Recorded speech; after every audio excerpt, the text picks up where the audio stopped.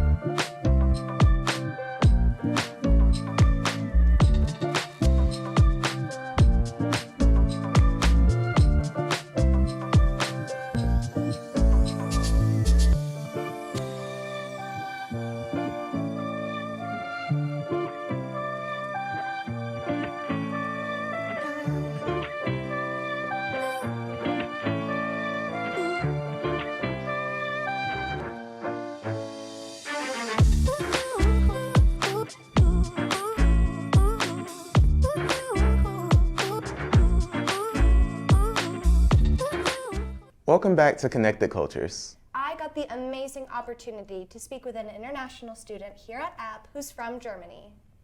Speaking of Germany, we know someone else who's from App and studying in Germany right now. Let's see what Hannah Reger and Zaria Gray have to say about studying abroad. Hallo und willkommen zu Connected Cultures. Ich heiße Grace und ich bin mit Hannah. Und also fangen wir an.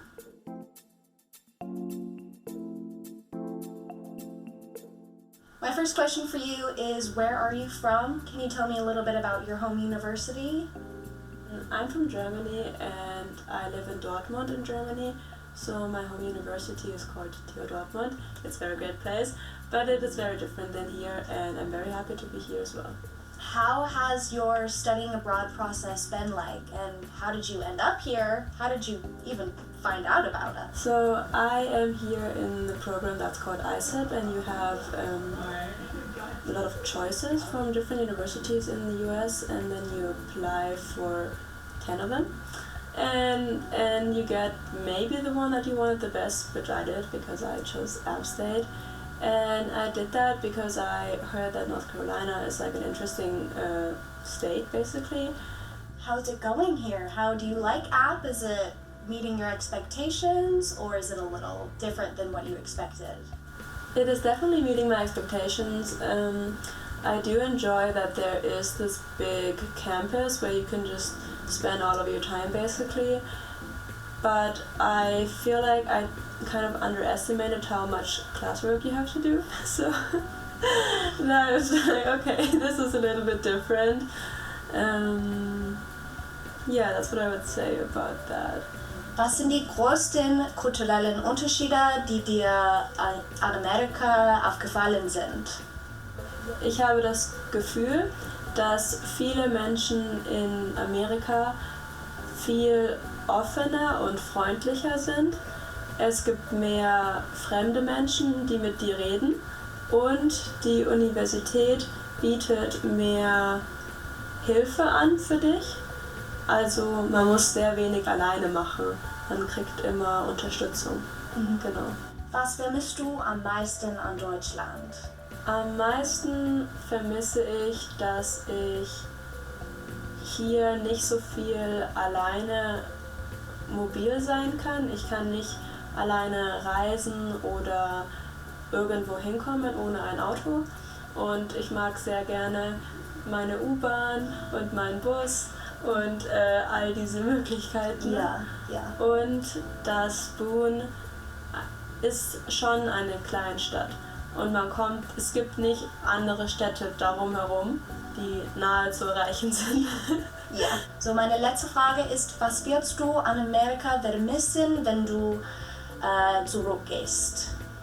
Auf jeden Fall das Leben auf dem Campus.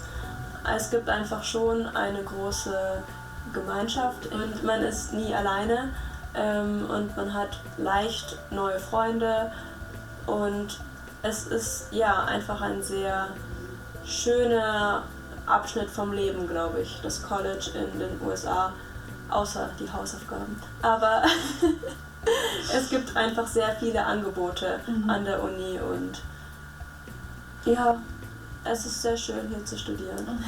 Ja. We have come to a close. Thank you, Hannah, so Thank you, much. Grace. Auf Wiedersehen. Auf Wiedersehen.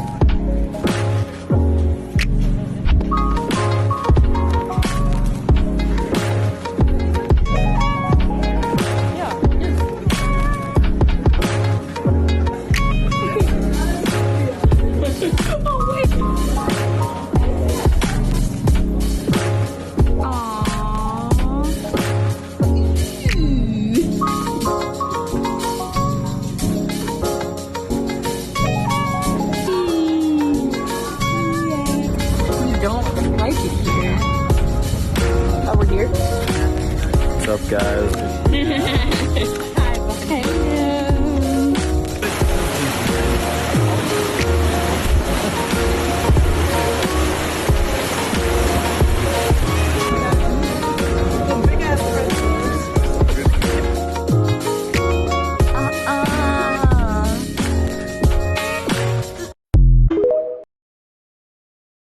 Thanks again to Hannah Reger and Zaria Gray, and for the amazing interview and look at what it's like to study abroad. Hey Grace, don't we have more countries to talk about? We sure do. When we come back, we're going to travel and study abroad with our very own Emily Bell and Jaylen Sturdivant. Let's go! To a place where you can grow. A place to be heard. And take a closer look. A place where you can crush it. And push yourself. A place to find your voice.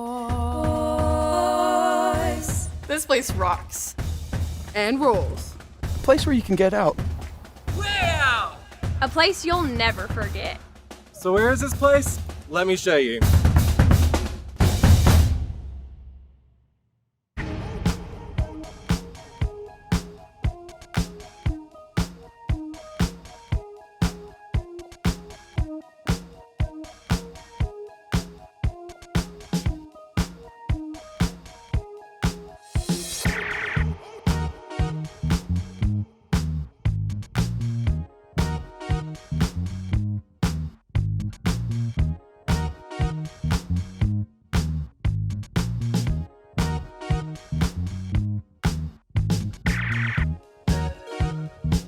Welcome back to Connected Cultures.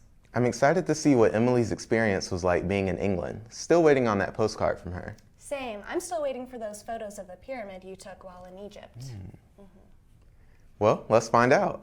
I know Emily's semester abroad in England for 4 months had to be beyond cool. I agree. And you being able to travel to Egypt with the Young Black Leadership Alliance, that must have been such an amazing experience for you. Out of this world. Good. Well, let's go abroad and take a look. First stop is in England and then on to Egypt. Hello, my name is Emily Bell. I am a senior majoring in electronic media broadcasting at Appalachian State University. So, my junior year during my time at App, I decided that I wanted to study abroad. I had known I wanted to study abroad ever since I started college, pretty much ever since I was in middle school. I knew it was always an option, and the main reason why I wanted to go was because my dad is from England and all my family is over there, and I never really get to see them. I only get to see them here or there. It's kind of expensive to fly to England often. So I decided to study abroad in Sunderland, United Kingdom, where that's like the northeast of England. While this not only gave me the opportunity to travel England, travel to different parts of the UK, it also gave me the opportunity to travel to different countries. Traveling to different countries in England is far easier than it is here. It is really cheap too. You can book a ticket on Ryanair and you can go to Greece for £20 or to Italy for £10. Crazy, ridiculous prices. So this gave me the opportunity to not only travel to different parts of England, but it gave me the opportunity to travel to different parts of Europe in general.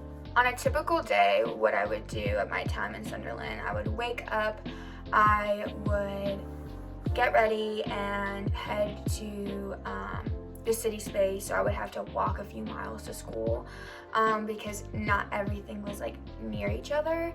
I lived in the dorms, but I had to walk 2 miles or 1.5 miles to get to my class.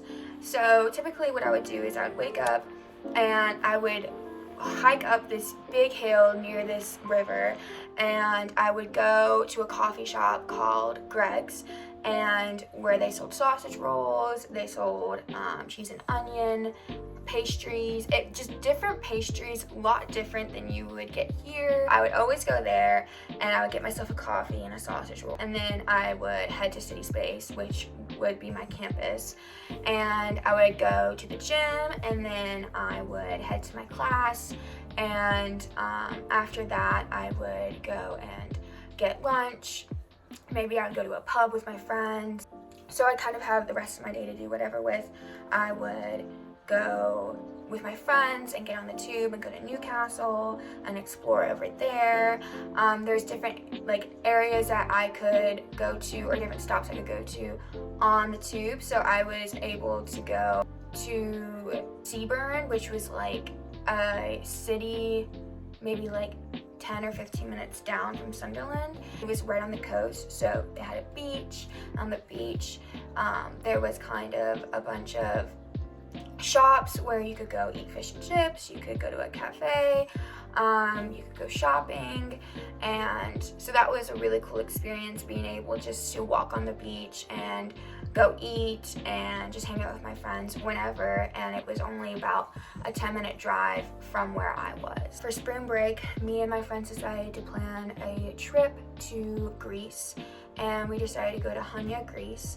We went for a week. We rented out an Airbnb, we snorkeled, we explored the city of Hannah, we rented a car, and we drove to different beaches and different parts of the island. We saw tons of cats there. Apparently it's like the island of cats, and there was just a ton of cats everywhere, which was amazing. I love cats, so it was like a dream for me. I even got to visit London a few times to visit my family and my friends. Also had the opportunity to visit me while I was in London, and I also went and visited Ireland and Scotland during my time there, since they were so close and it was so cheap to be able to fly there. I also encourage any student who is thinking about studying abroad or even considering it to definitely do your research, make sure it's a good fit for you, because this is a once-in-a-lifetime opportunity. It not only gives you the opportunity to immerse yourself in a different culture, but it also gives you the opportunity to make new relationships, travel to a bunch of different countries, and also it helps you grow as a person. Hey, I'm Jaylen Sturdivant, and today, believe it or not, we are at the Pyramids of Giza, and I am joined here by AJ Lawrence, a junior at NC State University. AJ. How are you doing today? I'm doing great. It's a crazy experience that I'm at the pyramids in Africa right now. Today, this has just been a transformational experience. I'm so blessed to be here. Speaking of transformational experiences, AJ, this is the first time you've been international abroad, right? Yes, this is my first time ever flying on a plane. This is my first time being in Africa. I visited 3 countries in the span of 2 weeks, and this has just been amazing. It's breathtaking here. How would you say this trip has transformed your life and your worldview? This trip has provided me with new experiences, and those experiences provide me with a chance to grow and learn, not only about Egypt and Israel, but also about myself. And I'm taking these experiences and what I've learned, and I'm going to apply it back at home and just to real life in general. Speaking of all that you gained out of this trip, and especially developing your own worldview and everything that you are going to take back home, what would you say is the biggest takeaway from this trip? The biggest takeaway from this trip is being open-minded and understanding that normalcy is different for everybody. Here in Egypt, they live completely different from what I've experienced back in Charlotte and Raleigh, and it has been interesting seeing how they live around each other and experience and interact with each other. For anyone that may be thinking about traveling to Egypt, for someone that's their first time being in Africa, first time being in Egypt, what would you tell folks back home about this wonderful country? I would tell them to keep an open mind. They do things very differently here. They move different. The traffic is crazy. There's no lanes here. Everyone is talking to you, coming at you, hustling you, trying to get you to get your attention to buy things. There's a bunch of culture. Culture is so immersive here that pulls you in. So I would say be open to new experiences and just learning about the people here. Of course, definitely. Thank you for your time. Thank you. Wow, I think my head is spinning from traveling across the globe. Yeah, I think I need a minute, but we can't stop here. We have one more stop. But don't worry, we get a good meal out of this stop. That's right. I got to speak with Julliana Salvatierra about her family and culture from Costa Rica while she taught me how to make fried plantains. Ooh. When we come back, let's learn how to make some fried plantains. Life is a journey. We're told that there are mountains and valleys before us. A mountaineer trudges through. Where others see an obstacle, a mountaineer sees an opportunity.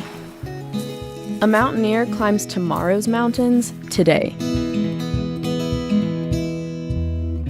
So what is a mountaineer? A mountaineer is you.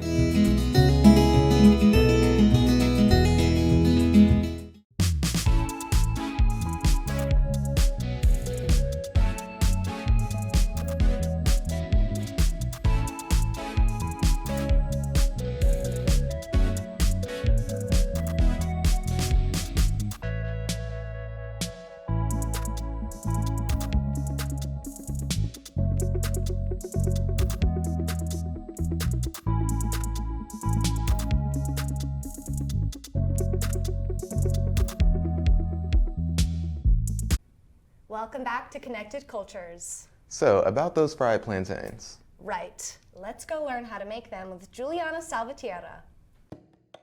Hello, welcome to today's multicultural cooking episode. I am Grace and I'm here with Julliana. And today we are making fried plantains. So these are plantains, or plátanos in Spanish, and this is a traditional Costa Rican snack and just Central American and West and East African dish. You can eat them sweet, you can eat them fried, which we're gonna do today. Yeah, they're really good. When they're fried, they're super salty, and when they're grilled, they're super sweet. So we're gonna try the fried ones today. First, we're gonna wash them, then we're gonna cut these parts off and take the peel off and start slicing them and get them in the fryer. Some of my favorite memories with plátanos go back to just the time I've spent in Costa Rica with my family. My grandma, that I don't really ever get to see or spend time with, this is something that she would make for me and my cousins, on a hot day. It's a nice day today, so it's a good day to bring it out.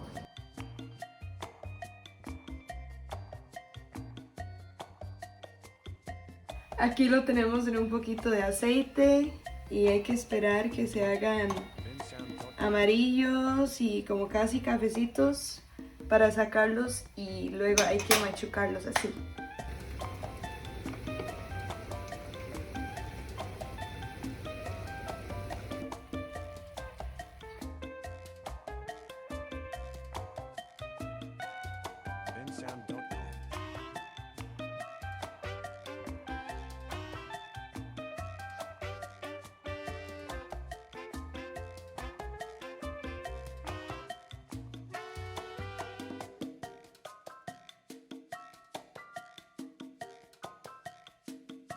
bensound.com.